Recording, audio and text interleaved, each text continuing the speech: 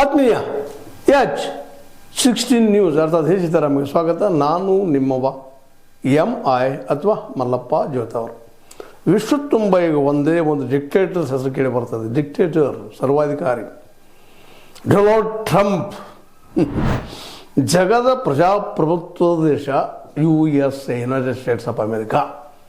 ಆ ದೇಶದ ಪ್ರೆಸಿಡೆಂಟ್ ಇವತ್ತು ಏನಪ್ಪ ಅಂತಂದ್ರೆ ಪ್ರಜಾಪ್ರಭುತ್ವದ ಅಧ್ಯಕ್ಷ ಒಂದು ದೇಶದ ಅಧ್ಯಕ್ಷನನ್ನು ಹಾರಿಸ್ಕೊಂಡು ಹೋಗಿಬಿಡ್ತಾನಪ್ಪ ಅಂದ್ರೆ ಇದಕ್ಕಿಂತಲೂ ಅತ್ಯಂತ ಕಹಿ ಘಟನೆ ಏನಾದರೂ ಇದೆಯಾ, ದುಃಖದ ಘಟನೆ ಏನಾದರೂ ಇದೆಯಾ?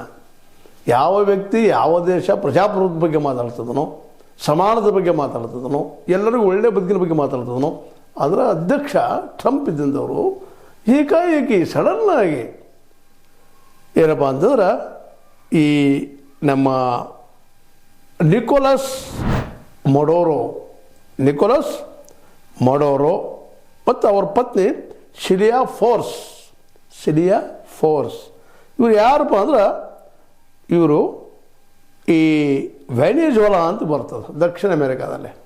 ಆ ದೇಶದ ಅಧ್ಯಕ್ಷರು ಹೇಳ್ತಿ ಪಾಪ ಅಲ್ಲಿ ಬಾಂಬ್ ಹಾಕ್ಯೋ ಮತ್ತೇನೋ ಹಾಕ್ಯೋ ಹಾರಿಸ್ಕೊಂಡು ಎಬ್ಬಿಸ್ಕೊಂಡು ಹೋಗಿಬಿಟ್ಟಿದ್ದಾರೆ. ಒಂದು ದೇಶದ ಶಕ್ತಿಯುತವಾದ ಒಬ್ಬ ವ್ಯಕ್ತಿಯನ್ನು, ಅಲ್ಲಿ ಜನ ಪ್ರೀತಿ ಮಾಡುವಂಥ ವ್ಯಕ್ತಿಯನ್ನು ಪ್ರೀತಿ ಮಾಡ್ತಾರೋ ಡಿಕ್ಟೇಟರ್ ಅನ್ನೋದು ಬೇರೆ ವಿಷಯ. ಆ ದೇಶದ ಮುಖಂಡರನ್ನು ಹಾರಿಸ್ಕೊಂಡು ಹೋಗ್ತಾರಪ್ಪ ಅಂದರೆ ಇನ್ನೇನು ಇದಕ್ಕಿಂತ ಹೆಚ್ಚು ಖಂಡನೀಯ ವಿಷಯ ಏನದ? ಭಾರತ ಜೊತೆ ಅದೇ ರೀತಿ ವ್ಯವಹಾರ ಮಾಡಿದರು. ಮೋದಿ ಒಬ್ಬ ವ್ಯಕ್ತಿ ಅಲ್ಲರಿ, ಅವರು ಭಾರತದ ಪ್ರಧಾನಿ. ಅವ್ರ ಬಗ್ಗೆ ಏನು ಬೇಕಾದ್ರೆ ಸಣ್ಣ ಮಾತು ಮಾತಾಡಿದರು. ಮೋದಿ ಅವರು ಇವತ್ತಿಗೆ ಉತ್ತರ ಕೊಡಲೇ ಇಲ್ಲ ಅದಕ್ಕೆ. ಅದು ಸಹಿತ ಭಾರತೀಯರ